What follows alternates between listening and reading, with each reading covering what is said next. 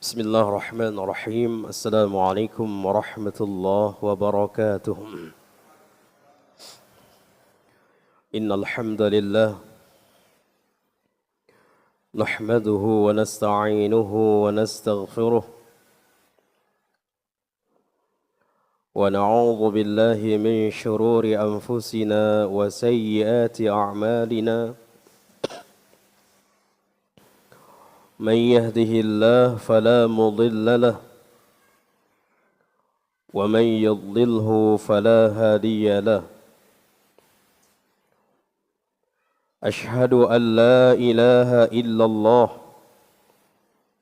وحده لا شريك له وأشهد أن محمدا عبده ورسوله وحبيبه وخليله ولا نبي ولا رسول بعده يا أيها الذين آمنوا اتقوا الله حق تقاته ولا تموتن إلا وأنتم مسلمون أما بعد فإن أصدق الحديث كتاب الله وخير الهدي هدي محمد صلى الله عليه وسلم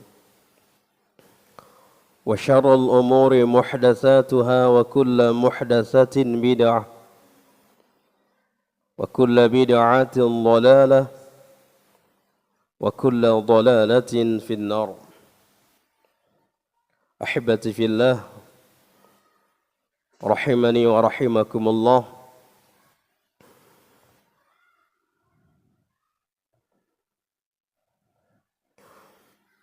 Bersama-sama kita insyaallah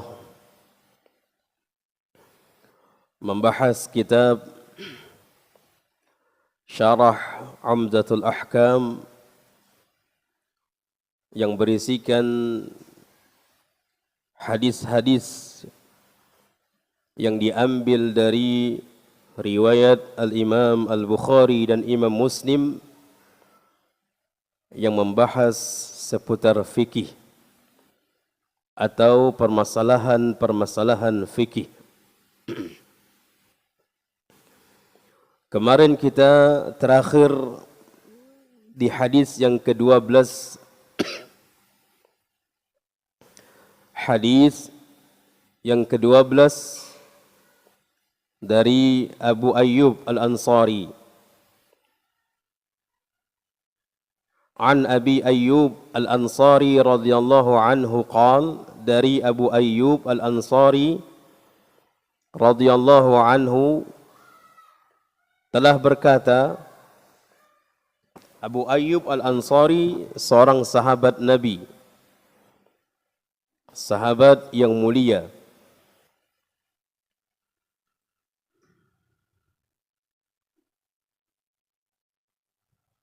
Qala Rasulullah sallallahu alaihi wasallam, kata Abu Ayyub Al-Ansari bahwasanya Rasulullah sallallahu alaihi wasallam bersabda, "Idza ataitumul gha'it fala tastaqbilul qiblah bigha'itin wala bawlin ولا تستدبروها ولكن شرقوا أو غربوا."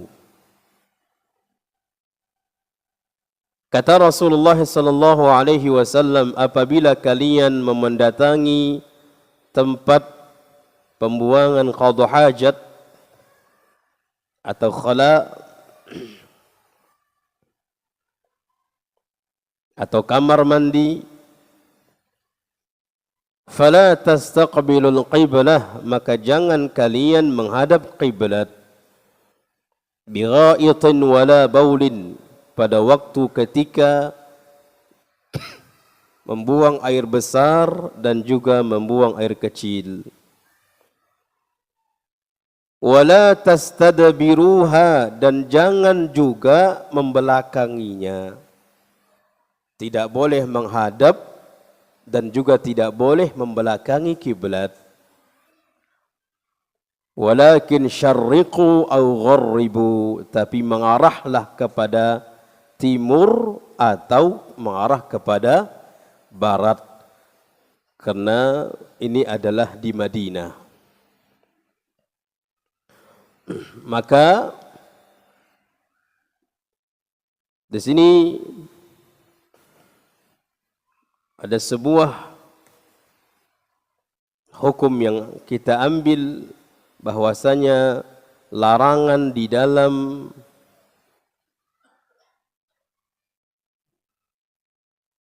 membuang air besar atau air kecil menghadap kiblat atau membelakanginya.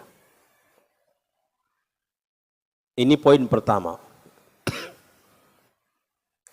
Dari hadis ini bahwasanya secara mutlak tidak boleh menghadap atau membelakangi. Secara mutlak tidak boleh. Bahkan dari pekerjaan yang dilakukan oleh Abu Ayyub, qala Abu Ayyub, faqadimna asy-Syam fawajadna marahid qad buniyat nahwal Ka'bah fananharifu anha wa nastaghfirullah azza wa jalla. Jazakallahu khair. Berkata Abu Ayyub yang periwayat hadis yang tidak boleh menghadap kiblat dan tidak boleh membelakangi kiblat ketika membuang air besar dan membuang air kecil. Dia sendiri yang meriwayatkan itu. Dan ketika Abu Ayyub datang ke negeri Syam, lalu kata Abu Ayyub, fawajadana marahid, lalu kami mendapatkan mirhat-mirhat, tempat pembuangan, qad buniyat nahwal Ka'bah, itu dibangun namun menghadap kiblat. Dibuat namun menghadap kiblat. Fananharifu anha, lalu kami merengkan dari arahnya itu, mereka merengkan. Abu Ayyub Al-Ansari mengatakan kami merengkan. Wastaghfirullah azza wa jal, bahkan mereka beristighfar kepada Allah. Ini menunjukkan bahwasanya mutlak tidak boleh.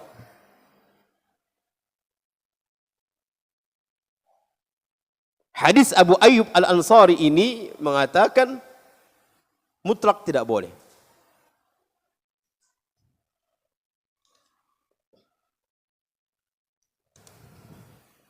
Kemudian hadis yang ke-13-nya, hadis Abu Ayyub Al-Ansari ini hadis yang ke-12.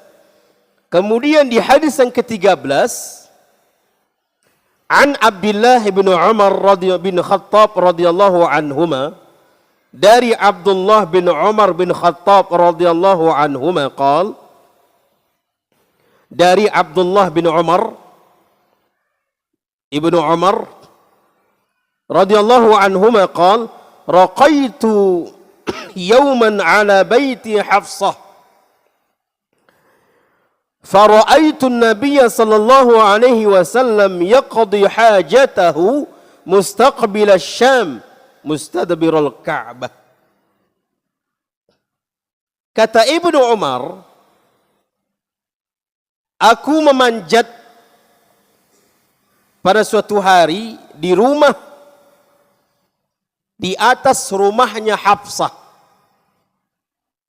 Jadi Ibnu Umar ini ada hajatnya, dia harus memanjat, dan dia akan melewati, akan terlihat dari atap rumahnya Hafsah. Fara'aitun nabiyya, perlu kita ketahui, sebagaimana kita sampaikan kemarin, Hafsah ini siapanya Umar? anak putrinya, putrinya Hafs, putrinya Umar ibn Khattab. Abdullah bin Umar, ibnu Umar atau Abdullah juga anaknya Umar. Berarti mereka adik kakak. Kata Ibnu Umar, nah ini juga menunjukkan bahwasanya kalau dia mahram kemungkinan bisa. Kalau dia mahram kemungkinan Assalamualaikum langsung masuk. Tapi kalau dia tidak mahram, tidak siapa-siapa tidak, jangan nyelonong aja masuk. Atau mau lewat atau mau memanjat pun dia harus melihat yang ke dalam. Kalau bukan mahram dia harus izin ke tuan rumah. Afan Pak, saya mau manjat ini bolong rumah saya. Nanti kalian lihat ke rumah Bapak. Afan nih, informasi dulu. Mereka yang di dalam rumah siap-siap. Mungkin ada perempuannya, ada akhwatnya, mereka siap-siap menjaga aurat mereka. Jangan sembarangan manjat begitu saja. Tak ada informasi. Akan kelihatan.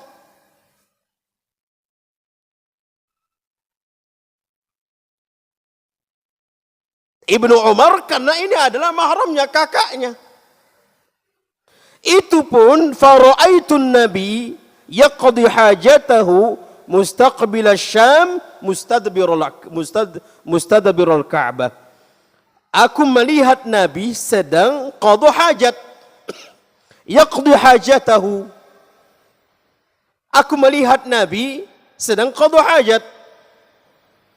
Mengarah kepada Syam dan membelakangi Ka'bah. Ibnu Umar melihat Nabi, namun disebutkan di dalam hadis Al-Imam Al-Baihaqi, disebutkan dalam hadis Al-Imam Al-Baihaqi, Ibnu Umar tidak sengaja melihat. Bukan sengaja melihat, tidak. Disebutkan dalam hadis Al-Baihaqi bahwasanya Ibnu Umar tidak sengaja melihat Nabi sedang qada hajat. Tidak sengaja. Jadi bukan disengaja ya. Tidak sengaja. Ternyata Ibnu Umar melihat, tidak sengaja melihat Nabi sedang qada hajat, namun mengarah kepada Syam dan membelakangi Ka'bah. Padahal tadi hadis Abu Ayyub Nabi melarang.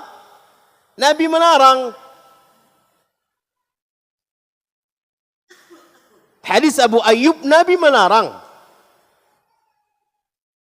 Bahkan Abu Ayyub takut karena melakukan larangan itu, tatkala mendapatkan penduduk Syam mengarah kiblat, mirhatnya, tempat pembuangannya, dia kena takutnya melanggar larangan Nabi, dia memerengkan badannya. Karena takutnya dia. Ternyata Ibnu Umar melihat Nabi menghadap Syam dan membelakangi Ka'bah. Ini terjadi apa namanya? Terjadi berselisih ya. Yang satu mengatakan tidak boleh hadisnya, yang satu lagi mengatakan melihat rupanya ternyata Nabi melakukannya. Makanya di sini ikhtilaful ulama, terjadi khilaf di kalangan para ulama fi hukmi istiqbalil qiblah wa istidbaruha fi qada'il hajah. Maka terjadi khilaf di kalangan para ulama hukum menghadap qiblat dan membelakanginya di dalam qada hajat. Terjadi perselisihan. Fadhahaba ila tahrim mutlaqan.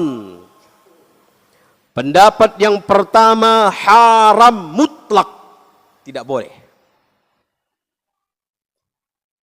Pendapat yang pertama haram mutlak.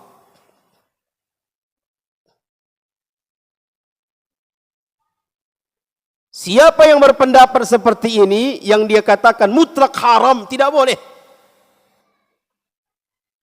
Mau ada dia bangunan, mau dia tempat tertutup atau terbuka, tetap haram. Mutlak. Siapa yang berpendapat ini? Imam Mujahid. Kemudian An-Nakhai. Kemudian Ats-Tsauri. Dan ini juga pendapat dipilih oleh Syekhul Islam Ibnu Taimiyah dan Ibnu Qayyim.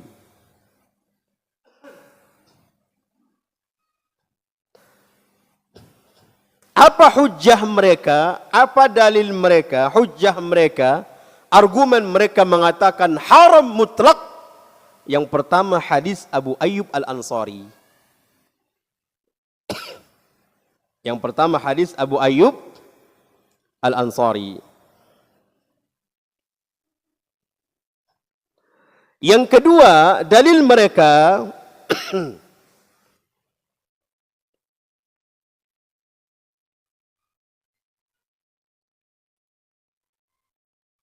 termasuk ini juga dipilih oleh pendapat Syekh Muhammad Nasiruddin Albani.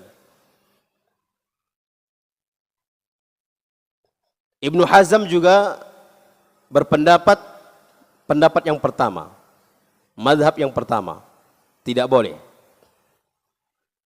Apa argumen mereka? Dalil Abu Ayyub Al-Ansari yang pertama yang kita pelajari. Maka jangan menghadap kiblat. Di situ baik di dalam bangunan seperti kamar mandi kita saat ini atau dalam terbuka, tetap tidak boleh. Yang kedua, dalil yang kedua yang mereka sebagai hujjah mereka, argumen mereka, hadis Imam Muslim. Hadis riwayat Imam Muslim. Idza jalasa ahadukum ala hajatihi fala yastaqbilul qiblah wa la yastadbiruha.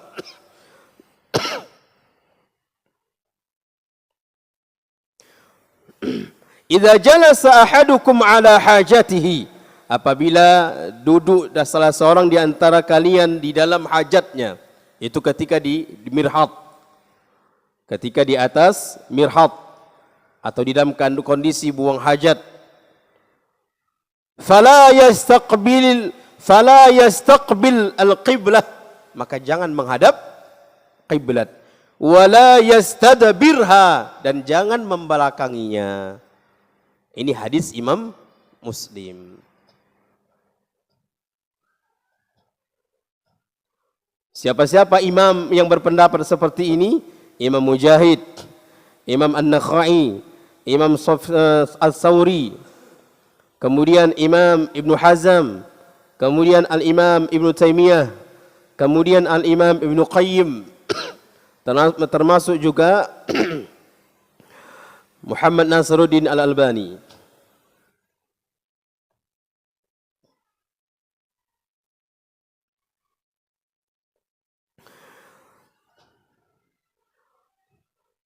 Kemudian pendapat yang kedua. Pendapat yang kedua kebalikannya. Kalau yang tadi haram mutlak, mau tempat terbuka ataupun di dalam bangunan haram mutlak.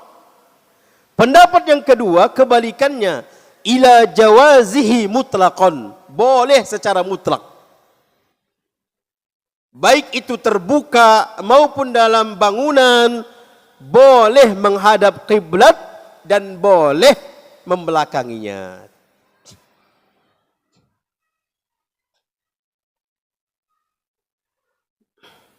Siapa yang berpendapat seperti ini? Urwah bin Zubair, Rabi'ah, Daud Az-Zahiri,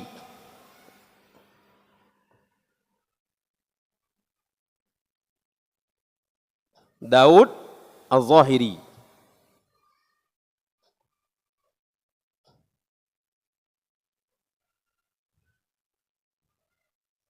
Urwah bin Zubair, Rabi'ah, Daud Az-Zahiri. Mereka mengatakan boleh secara mutlak. Boleh secara mutlak.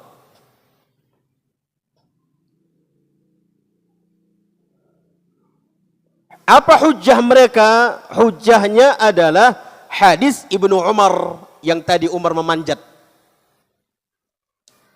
Hadis Ibnu Umar yang hadis yang ke-13. Yang beliau memanjat.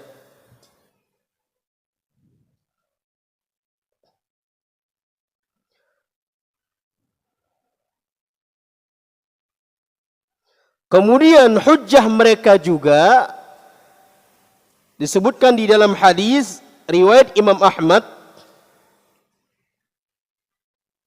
yang hadis ini disahihkan oleh Syekh Muhammad Nasiruddin Al-Albani dan juga disahihkan oleh Syekh Muqbil. Hadis Jabir bin Abdullah.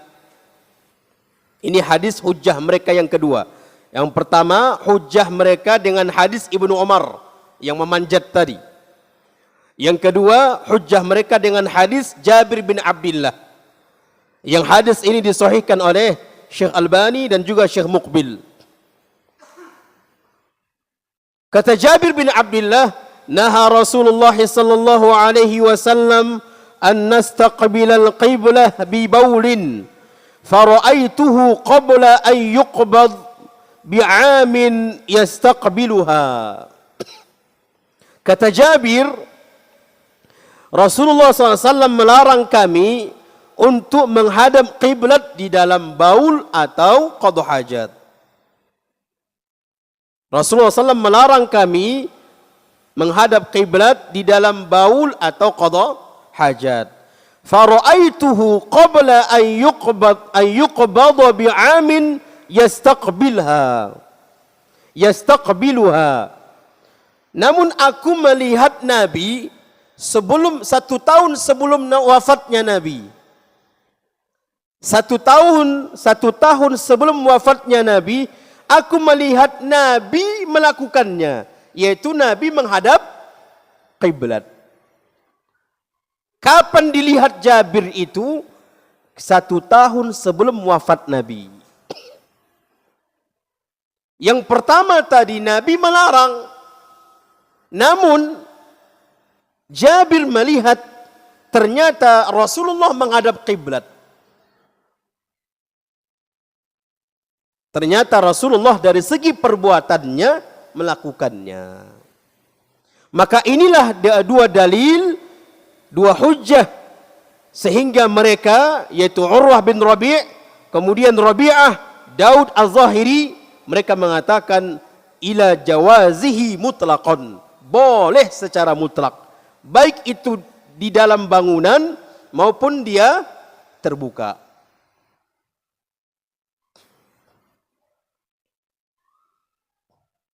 Faham ini jemaah? Dua pendapat ya. Satu tidak boleh mutlak, haram. Yang satu lagi boleh secara mutlak.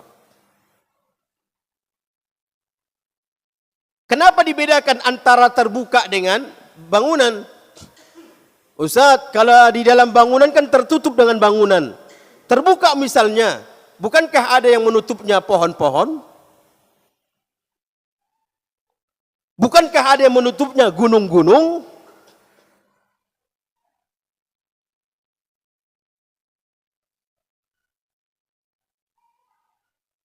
Di balik pohon itu dia misalnya. Kan tertutup juga dengan pohon kan? Atau di balik somak-somak itu dia. Tertutup dengan rumput tinggi.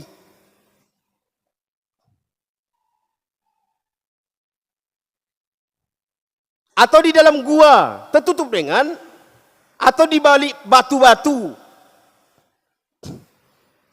Mandi-mandi ke sungai misalnya, cari yang mana batu besar. Tertutup.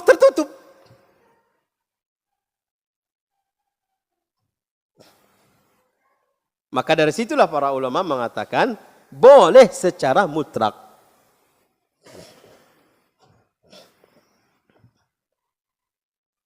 Sudah berapa pendapat ini jemaah? Sudah berapa pendapat? 2. Pendapat yang ketiga.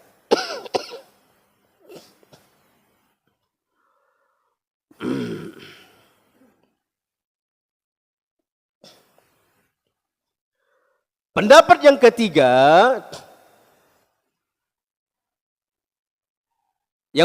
yang ketiga, ini adalah siapa yang berpendapat? Imam Malik, kemudian Imam Syafi'i, kemudian Imam Ahmad, kemudian Ishaq.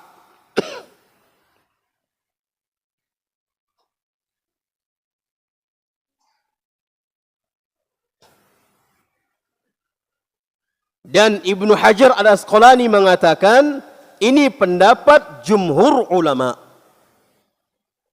Ini pendapat yang ketiga ini jumhur ulama. Imam Malik, Imam Syafi'i, Imam Ahmad, kemudian Ishaq. Ini jumhur ulama, kata Al-Imam Ibnu Hajar al-Asqalani. Ini pendapat yang ketiga adalah jumhur ulama. Dan pendapat ini didukung oleh Al-Imam Al-Bukhari. Kemudian Ibnul Munzir, kemudian Ibnu Abdul Barr, kemudian Al-Khattabi, kemudian termasuk Syekh Muqbil. Mengambil pendapat yang ketiga. Apa yang pendapat yang ketiga? Fihi tafsil. Di dalamnya ada rincian. Di dalamnya ada rincian.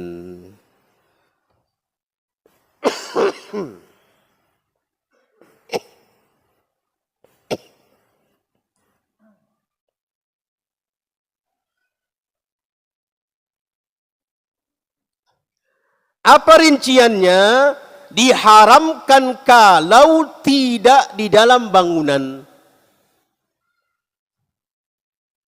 Diharamkan kalau tidak di dalam bangunan.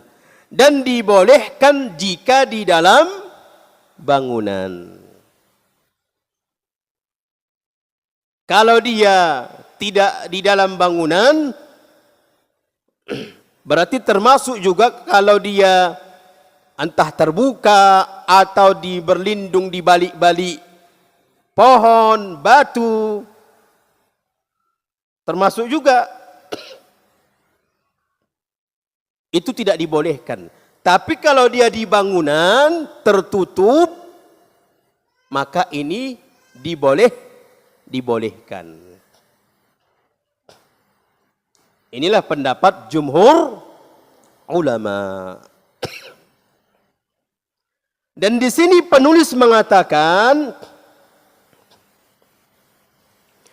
wa hadza huwal mazhab al-haq. Inilah pendapat yang benar.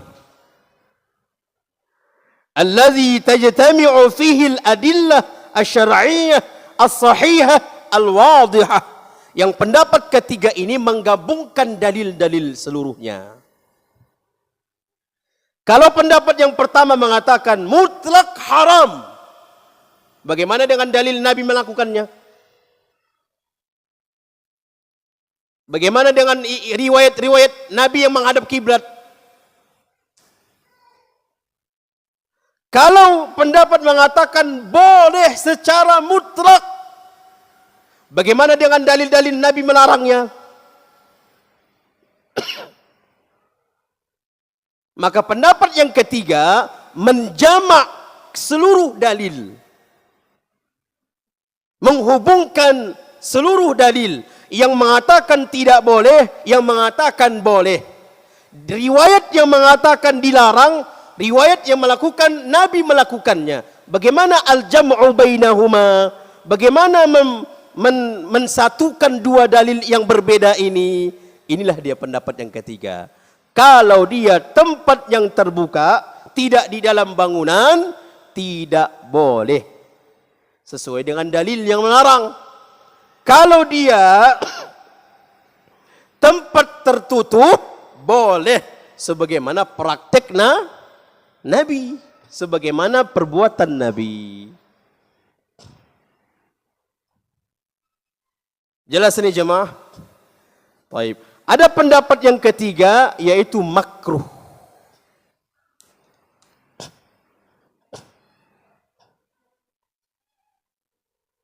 Ada pendapat yang keempat ya. Ada pendapat yang ketiga, yang keempat adalah qaulu bil karahah la tahrim. Hukumnya makruh, tidak sampai kepada haram.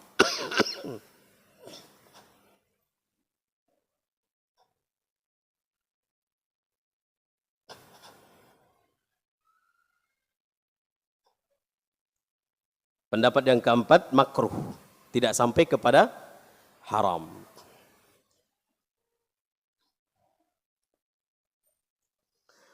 Baik.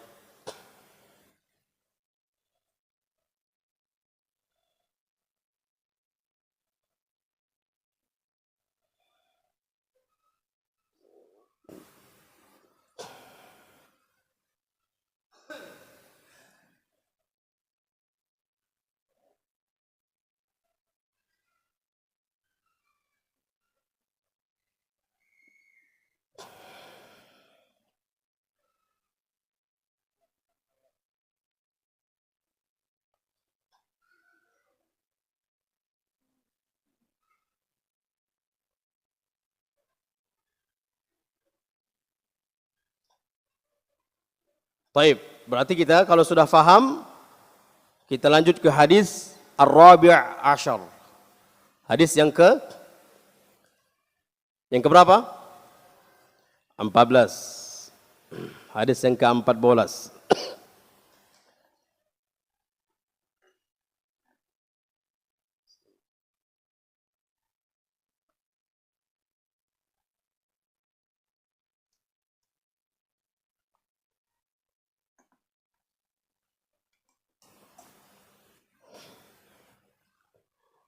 Hadis yang ke-14. Al-Hadis Ar-Rabi' Ashar.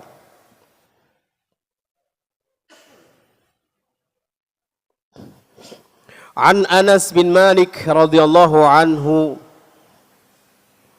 annahu qala kana Rasulullah sallallahu alaihi wasallam yadkhulul khala fa ahmilu ana wa ghulam nahwi idawatan min ma'i wa anazah fayastanji bil ma'. Ini kembali membahas tentang istinja. Itu di hadis keberapa kemarin kita membahas istinja?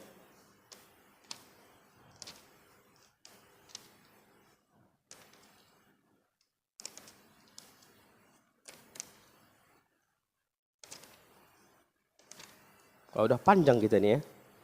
Sudah sampai ke 40 halaman sudah kita nih. Halaman 41 sudah.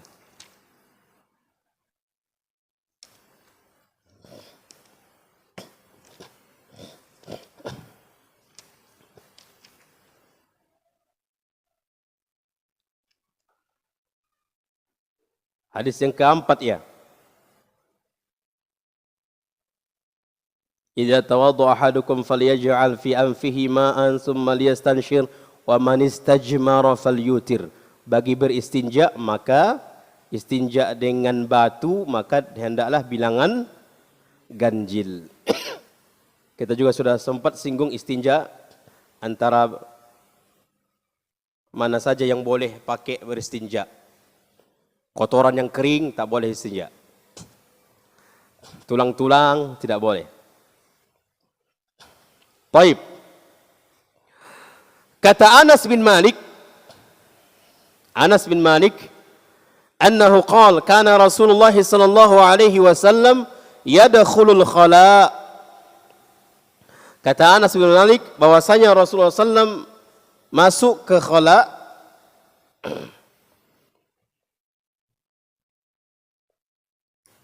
masuk ke dalam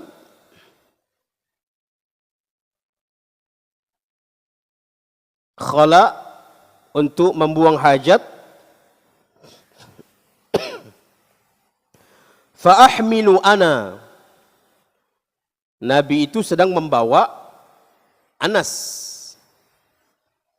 wa ghulam, dan seorang ghulam. Ghulam itu siapa? Ghulam al-mumayyiz, dia sudah sampai umur mumayyiz, mau mendekati baligh. Itu disebut dengan ghulam.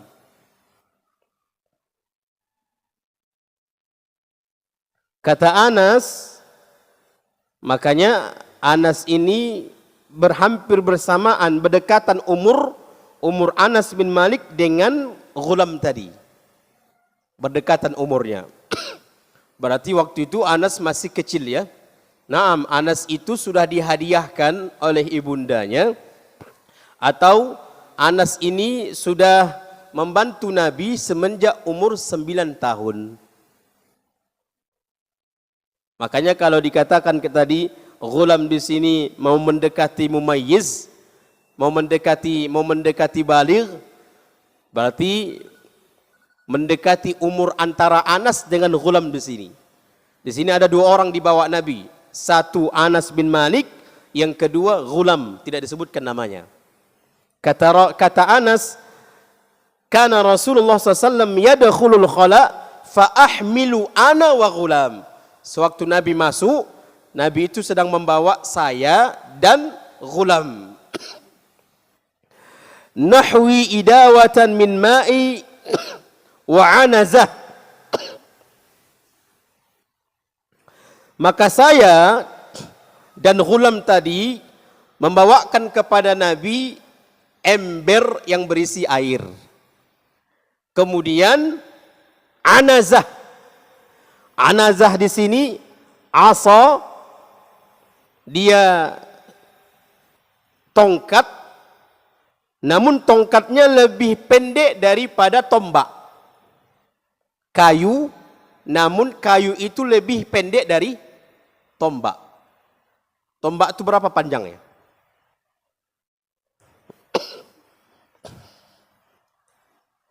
Tombak ada 1 meter lebih.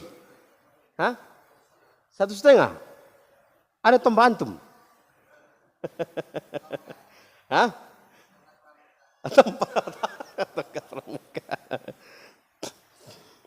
Nah, jadi anazah di sini lebih pendek lagi.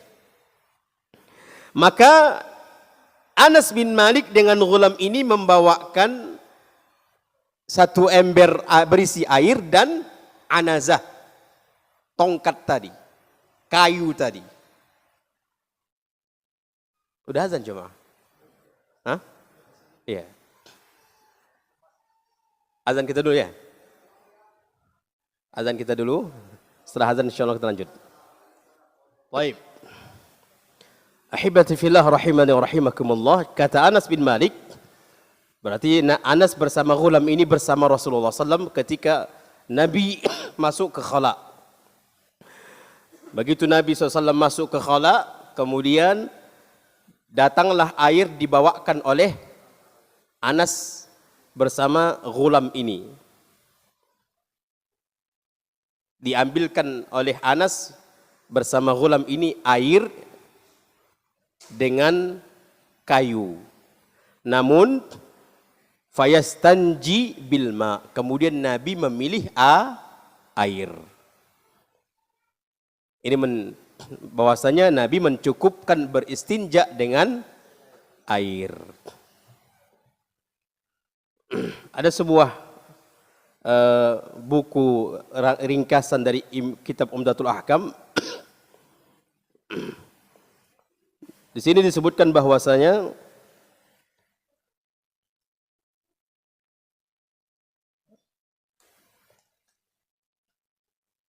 ada beberapa faedah yang kita ambil dari hadis yang Anas bin Malik ini. Yang pertama, bolehnya beristinja dengan menggunakan air. Bolehnya beristinja dengan menggunakan air.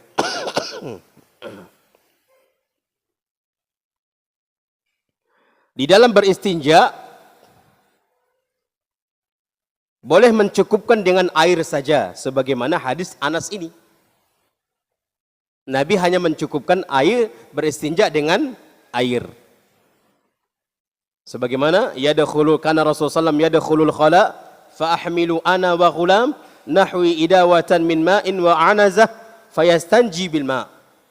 Ketika Nabi SAW masuk ke khala, ke dalam khala, kemudian Anas bersama ghulam ini mengambilkan air untuk Nabi dan juga kayu.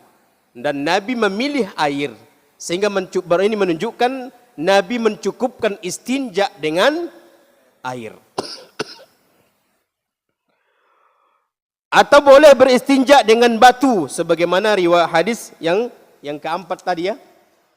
Hadis yang keempat tadi dari yang kita bahas. Idza stajmar falyutir. Apabila seseorang beristinja dengan batu, ini menunjukkan boleh beristinja dengan batu. Falyutir, maka hendaklah jumlah bilangan batu itu tiga batu.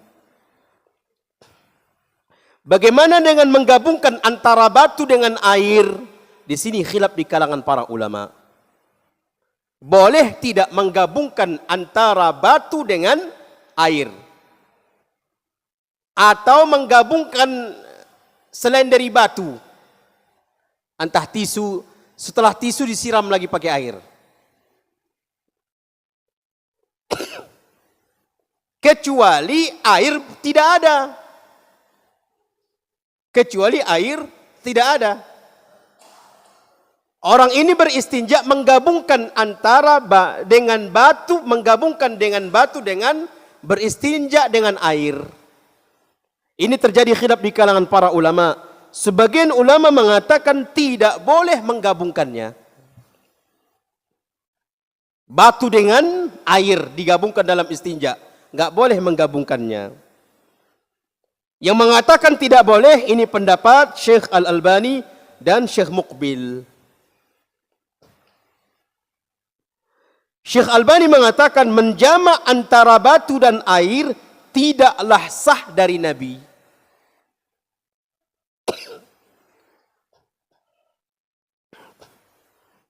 Bahkan beliau mengatakan, saya khawatir itu perbuatan ghulu, berlebihan.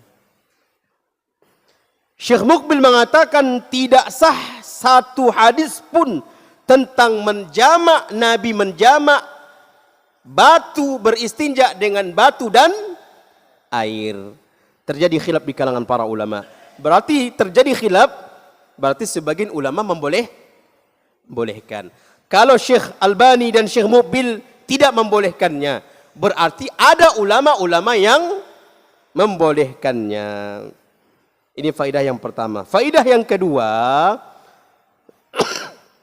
Anas bin Malik tadi bersama ghulam ikut nggak masuk ke kamar mandi tadi sama Nabi? Ikut nggak masuk? Ini masih konsen atau gimana ini? Masuk nggak Anas bersama Nabi dalam kholak tadi?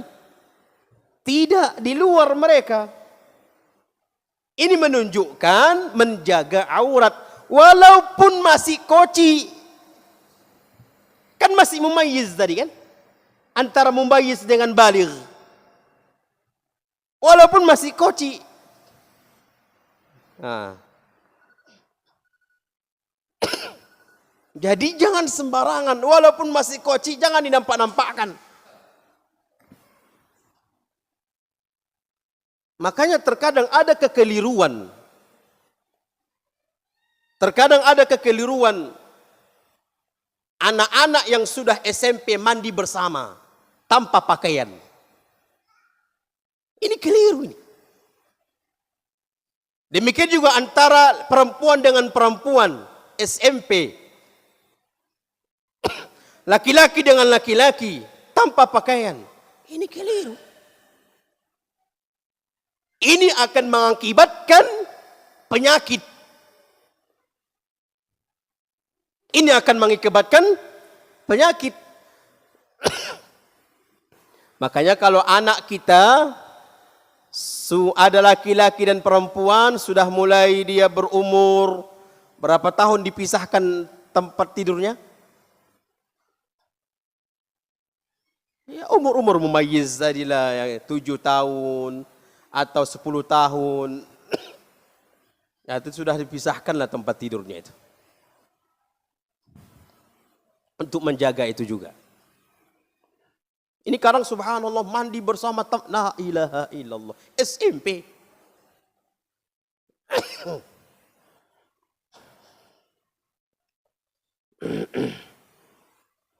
Jadi hati-hati kita membuka aurat kita. Hati-hati kita membuka aurat kita. Bahkan Nabi SAW mengatakan dalam hadis Abu Daud, kemudian At-Tirmidzi, kemudian Ibnu Majah, dihasankan oleh Syekh Albani. Kata Nabi SAW, ihfaz aurataka, jaga aurat kalian, illa min zaujatika, au ma malakat yaminuka, kecuali kepada istri-istri kalian. Bebaslah sama istri. Atau kepada budak perempuan kalian.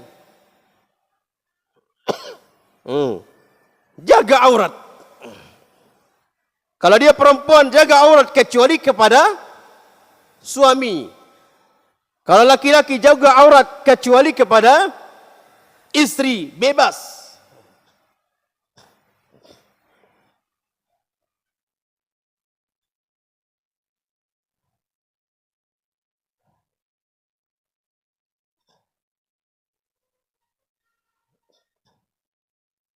Baik, kemudian faedah yang ketiga,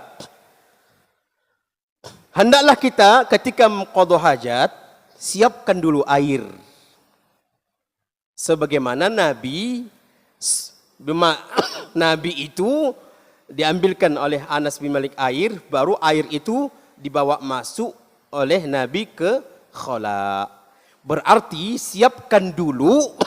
persiapkan dulu air atau untuk istinja kita sebelum mengeluarkannya. Jangan dikeluarkan dulu baru mencari air. Habis. Kateter tuh.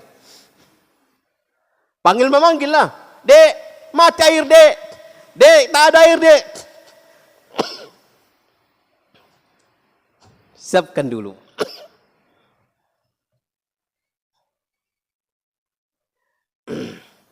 Yang keempat, boleh seseorang meminta kepada orang lain untuk entah air seperti Anas tadi. Boleh. Kalau di rumah misalnya, dia ambilkan air dek, boleh. Baik.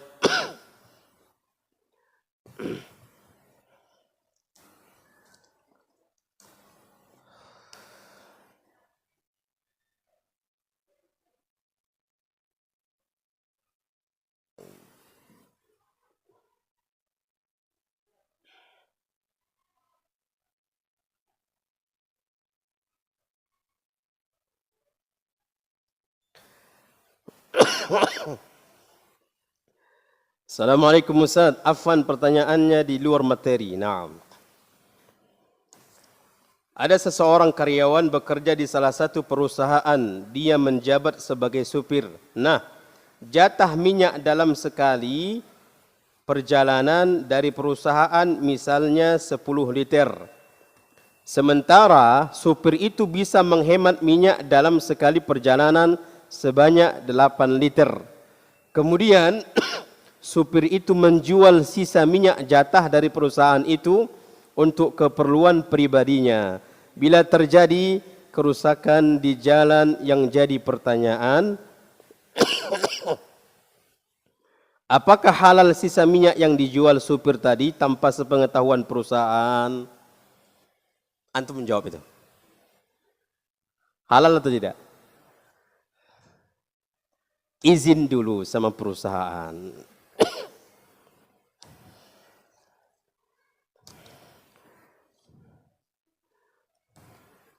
Izin dulu sama perusahaan.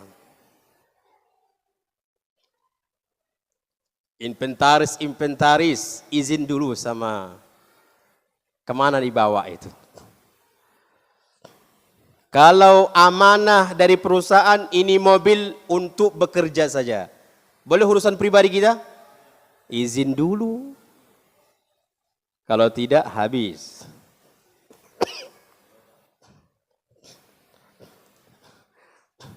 Minyak jatah, izin dulu. Lebih 2 liter, izin dulu. Karena itu punya perusahaan. Allah ya jamaah. Umar bin Abdul Aziz waktu itu khalifah. Allah. Ketika ada orang bertamu di kantornya, di rumahnya, di malam hari, dia tanya terlebih dahulu. Ini urusan pribadi atau rakyat? Pribadi. Matikan lampu. Dia nggak mau memakai. Karena itu urusan pribadi. Ustadz yang borat itu Ustadz. Nah, itulah memang borat itu. Borat. Maka ambil dulu, izin dulu sama perusahaan. Kalau diizinkan, alhamdulillah. Kalau tak diizinkan, pulangkan 2 liter itu. Pulangkan.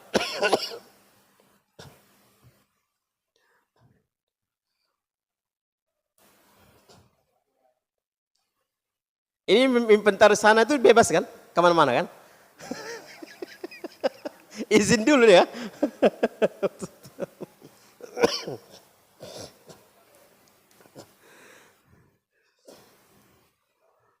Makanya so kena memakai ke Pekanbaru itu. Karena urusan pribadi sudah itu.